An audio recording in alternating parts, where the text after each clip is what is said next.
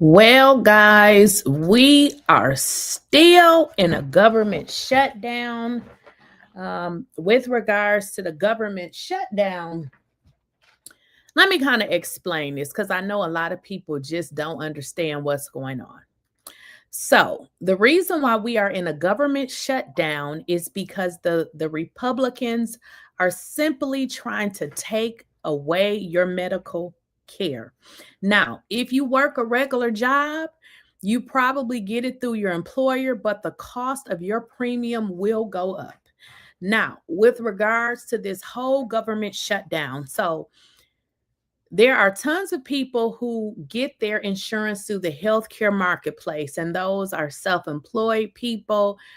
Generally, those are a lot of the self employed people that get their coverage through the healthcare marketplace, or maybe gig workers or something of, to that nature. Well, what they have estimated is with the people who are getting their coverage through the healthcare marketplace, they gave an example of a married couple, man and woman, making about I think they said about 80 something $1,000, was paying about $600 a month with the healthcare marketplace. They say with everything that is moving forward now with the Trump administration, that person that was paying $600 a month will pay $2,200 a month. So this is why the government is shut down, because the two parties are not agreeing, which I agree. Because let me kind of tell y'all a little bit about my circumstance. So you know that I am, if you follow me, you know that I'm no longer with the government. I threw up the deuces, kiss my ass. I don't have time for it. It's too much. So I said, I'm out of here. Now, with my particular situation, I can get COBRA. And I'm toying. At first, I was toying through like, do I want to do the healthcare marketplace or do I want to do COBRA? With everything that's going on with the healthcare marketplace, I'm just going to go on ahead and do COBRA, because with the healthcare premiums now that they're, giving out the estimates for the healthcare marketplace, I'm just going to go on and do my COBRA, because with COBRA, I can actually have it for 18 months. And then for my dependents that I have, they can actually have it for 3 years. So I said, I'm just going to ride it out with COBRA. Healthcare is very, it's a very important thing, and people definitely need to have their healthcare. So for those of you that don't understand, this is a huge issue. Imagine paying $600 a month for your health coverage. And now with this Trump administration, it's going to go up to 2,200. That is not even double. That's like, how does it go from 600 to $2,200? Who can afford that? Y'all, this is serious. So this is one of the reasons why the government is pretty much shut down, because, the Democrats are saying that, us working people will not be able to afford that. Cause I'm gonna be honest with y'all. The current plan that I'm on now with my previous employer, they told me, hey, if you want to keep this plan, it's almost $2,300, because I would actually have to pay for my employer's portion now. If you guys know anything about COBRA, once you're no longer with your employer, you now have to pay for their plan. So I said, okay, I'm not going to pay that. I'm going to just switch to a whole nother plan. So for those of you that think this is something, easy to resolve, it really isn't. They are trying to take away health care. Now, the interesting part about this too is some of not the Democrats, some of these Republicans who really don't give a damn about y'all ass are starting to understand that some of these laws is going to affect them. And we're specifically talking about this one here, which is Marjorie Taylor Greene, because Marjorie Taylor Greene, she is a devout Trump supporter, but what she has really figured out is now this is going to impact her adult children, because their premiums now is going to go up. Isn't that funny how these politicians don't really give a damn about y'all until it affects them? So now she doesn't want to vote for this because she says, oh, my adult children, their coverage is going to go up too as well. So it was okay that the American people's coverage was going to go up. People who really can't afford it, but as soon as her funny looking ass kids couldn't afford it, now it's a problem. Controversial members of Congress, Republican Representative Marjorie Taylor Greene of Georgia usually draws the ire of Democrats, but now she's speaking out against some in her own party and coming out in favor of what Democrats demand to reopen the government, an extension of enhanced health care subsidies. Congresswoman Greene, thank you for joining us here in the Situation Room. We appreciate it. Thank you for having me. Let's start there. Let's start with the shutdown. So you voted for the short-term funding bill, but now you're talking about this healthcare issue. Help us better understand why now. Well, actually, this is something I talked about when I first ran What did I just do? For Congress in 2020, because I grew up in a construction company family, bought that company after college and retired my parents. And after the ACA was passed, the Affordable Care Act. Yes, the Affordable Care Act, our family's health insurance premium went from $800 a month to $2,400 a month. So I've known about this as a major problem for a long time. It's not just ACA recipients whose premiums are going to skyrocket very soon. It has been a disaster. And guys, ACA is just the Affordable Healthcare Act. That's what she's referring to. So essentially, it's the Obamacare for many Americans across the board. And cost of living is so high now. Many of my constituents, many of my friends, and even my own children are finding health insurance to be extremely unaffordable and something that they are having to go without. So I think this is an incredibly important issue. I think it is a crisis. I don't think it's something to wear political party team jerseys on.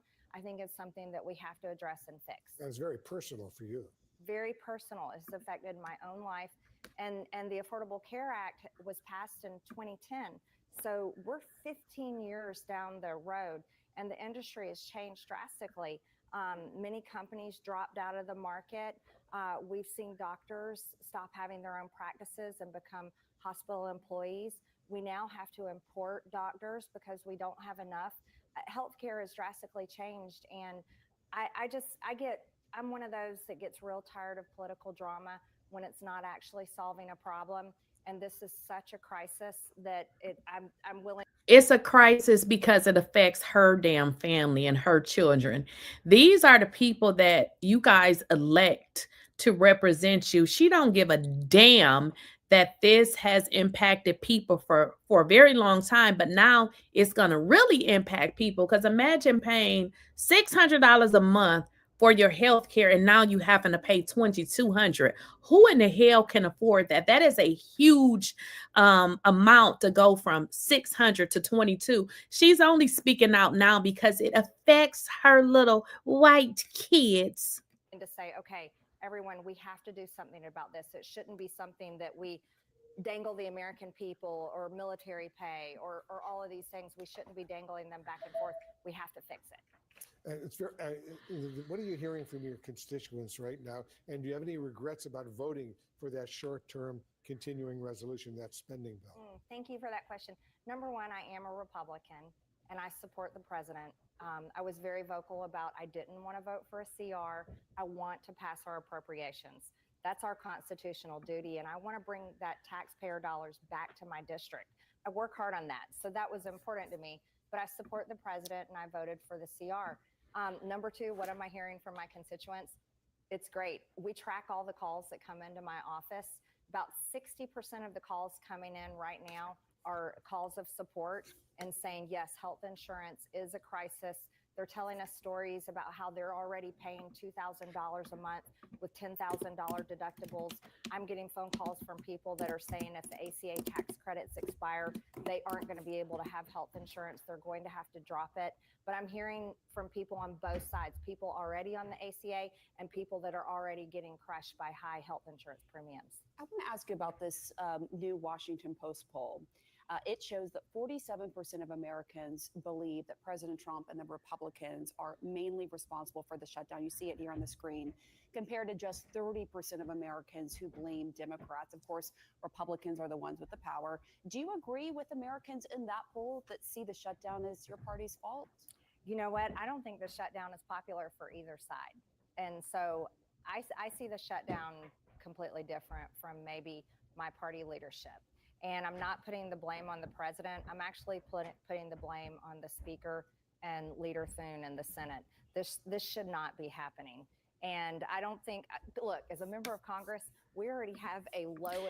This lady is so irritating with her funny looking ass. So she puts it on the speaker. You guys do know the speaker is a Republican. So girl, just say it and stop acting. Look at her ugly. Look at her face. Just look at it. Just a mess. Enough job approval rating. This shutdown is just going to drive everybody's approval rating that much lower. But so you're putting the blame on the leadership of your party. Absolutely. We control the House. We control the Senate. We have the White House. I've been vocal saying, you can use the nuclear option in the Senate. This doesn't have to be a shutdown. But what we have to do is we have to work for the American people. And our country is so divided right now. We see it all the time in every single way. It's divided in what I would say very dangerous ways. And we saw that with the recent assassination of Charlie Kirk, which has upset so many people. Girl, shut the hell up. We don't give a damn about no fucking Charlie Kirk, okay? So listen, let me tell y'all, and I spoke about this, a little bit earlier. This impacted me, well, in various ways. Again, like I told you guys, I am no longer with the federal government, so obviously when you're no longer with a company, you actually have to pay for your own health care. But in my instance, I have to pay for Cobra. But as I looked at the cost, I'm like, damn, for my current plan it's like almost $2,300 a month. But obviously now, because I'm separating, I can choose a lower plan. But even a lower plan is like $1,300. So when I thought about the healthcare marketplace, and with them saying, damn, if you make 80 something thousand, you're going to pay 2,200. So I was like, why would I even sign up for that? So people are going to be, if they are not already impacted, will eventually. And let me kind of tell y'all something about the state of Georgia. In some states, they have like Medicaid. They have it in Georgia as well. But for Medicaid in Georgia, you have to have like children that's kind of in school. I know for some other states, it's not like that. So in Georgia, you don't have the Medicaid like you do in other states. Like you actually have to have children to be able to participate in that type of program. So your only option really is the healthcare marketplace. But now I believe people were saying before they had plans where, if you didn't have an income, you had no payment. Well, I don't know if that option is going to be available anymore. Think about it. If people plans are going to go from paying $600 to paying $2,200, that's going to impact a lot of people. It's people with cancer, all type of diseases, or just regular normal people that need, like me, that still need to go to the doctor every now and then.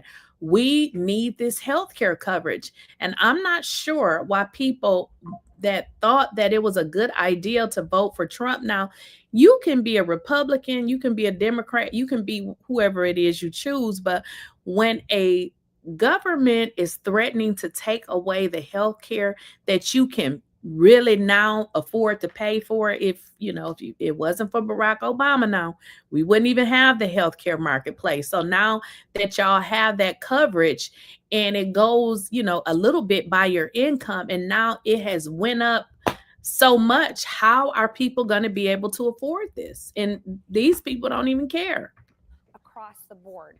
And look, when it comes to hearing from senior citizens or my own friends and neighbors and my own family members and people that voted for me, and they're just saying, Marjorie, we just really want somebody to do something about health insurance premiums.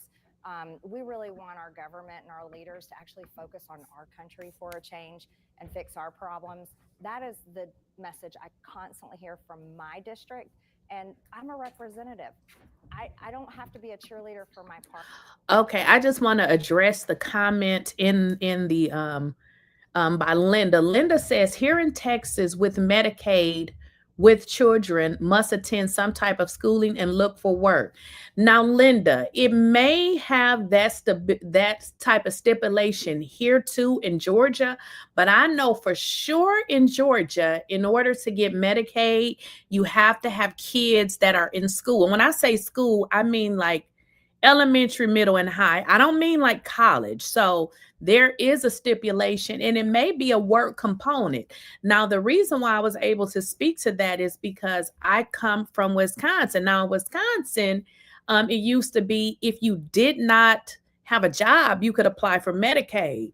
And, you kind of think that those same rules apply in other states. But, honey, in Georgia, if you don't have a job, you better apply for the healthcare marketplace. But what I'm saying now is, how is that going to work? Because there will always be people without a job. There's going to be people who don't have a job.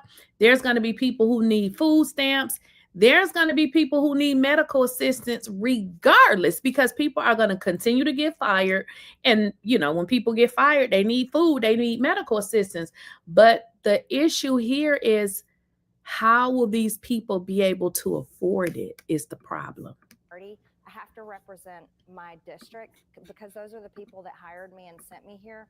And I myself, I agree with them. And I'm pretty much over it's just drama constantly on TV. No offense, because you guys are on television, but that's all that we see in American politics now. There's a reporting that President Trump, as you know, recently called at least 2 senior Republicans to ask, and I'm quoting now from these reports, what's going on with Marjorie, end quote. Have you talked to the president about this issue? It's obviously so personal for you.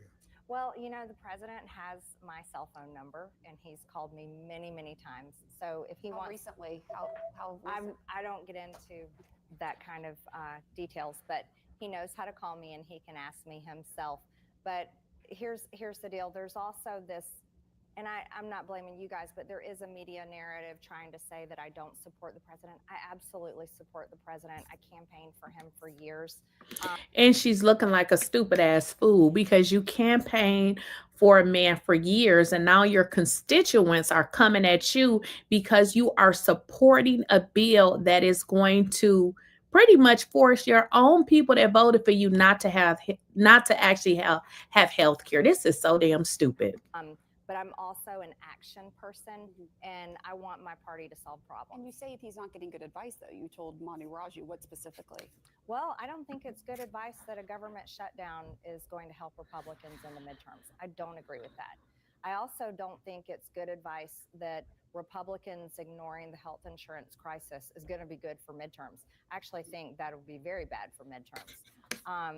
And honestly, the only reason why this witch is trying to come out and say something is because she wants to be reelected. And I hope they get rid of her, because she has been enabled in this Donald Trump bullshit since the beginning.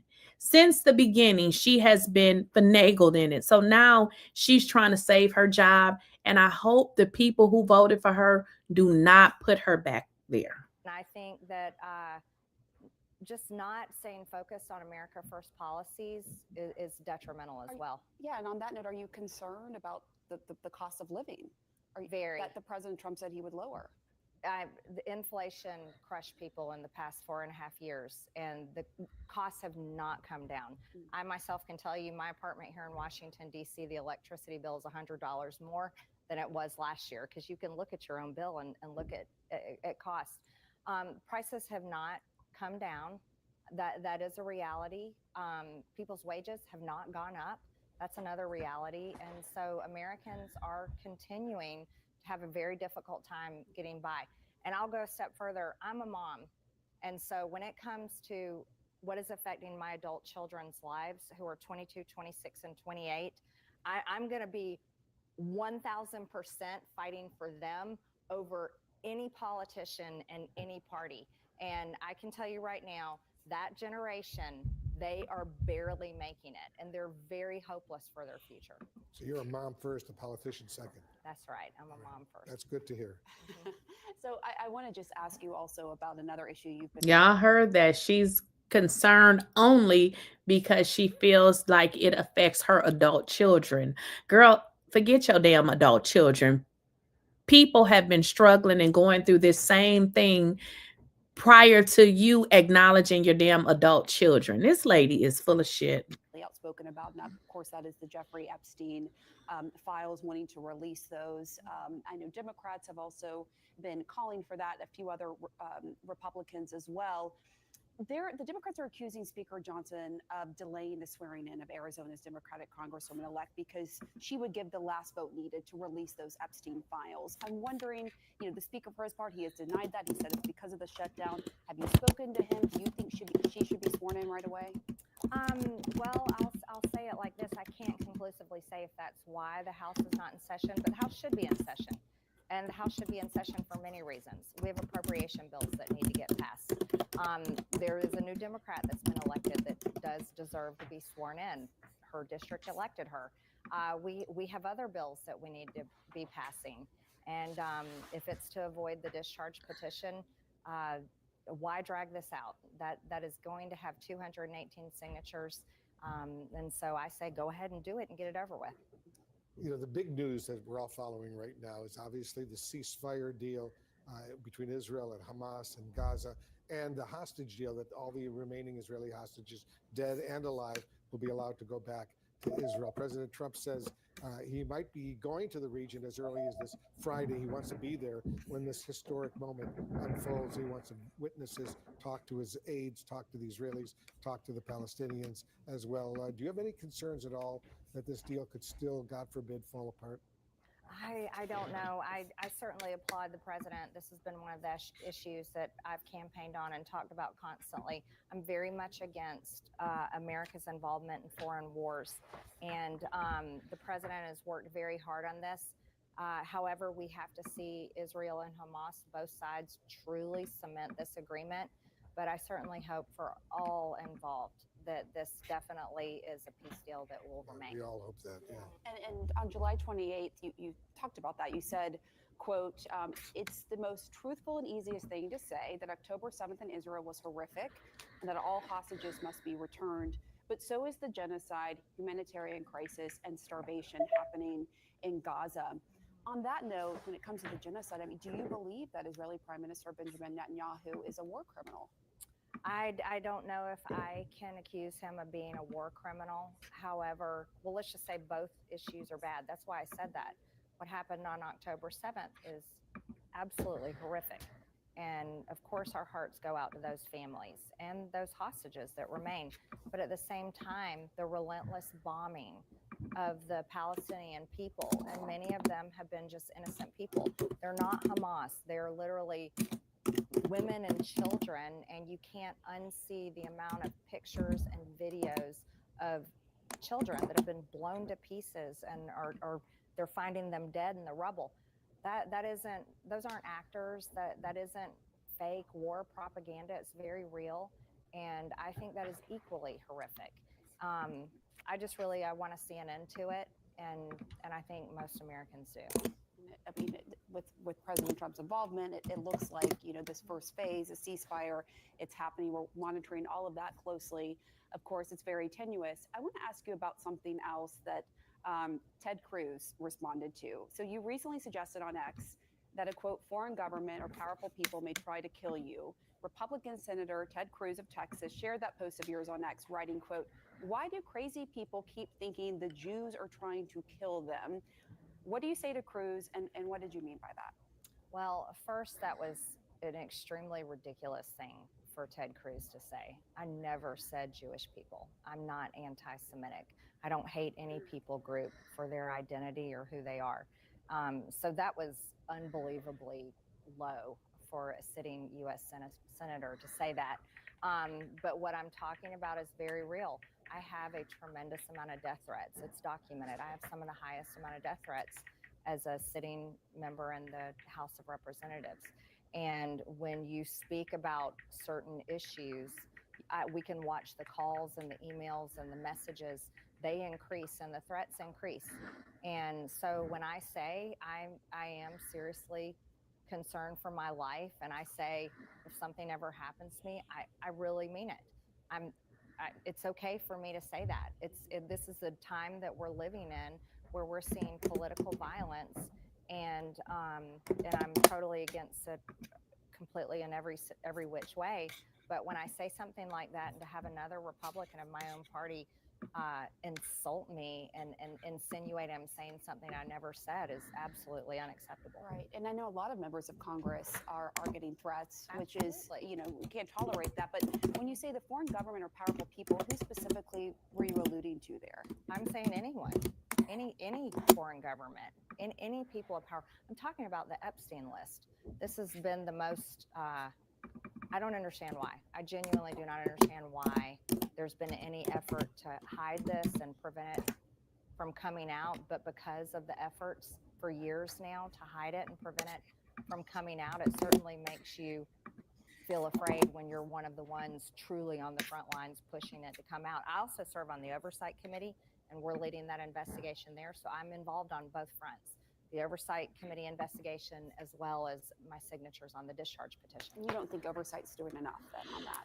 Actually, to tell you the truth, the Oversight investigation has the power to go much further than Thomas Massey and Ro Khanna's resolution. But they're not doing that. Why do you think that is, in your view? Actually, well, number one, there's a government shutdown and the House is not in session, so nothing is happening. But actually, the Oversight Committee has subpoenaed a lot more information than Thomas Massey's resolution specifically calls for. But here's my stance. I'll work on this involves women who were raped, women at 14 years old who were raped, and they say there's more people involved. I don't know how anyone in their good conscience can be against letting that information come out. So I want to help on any front that I can.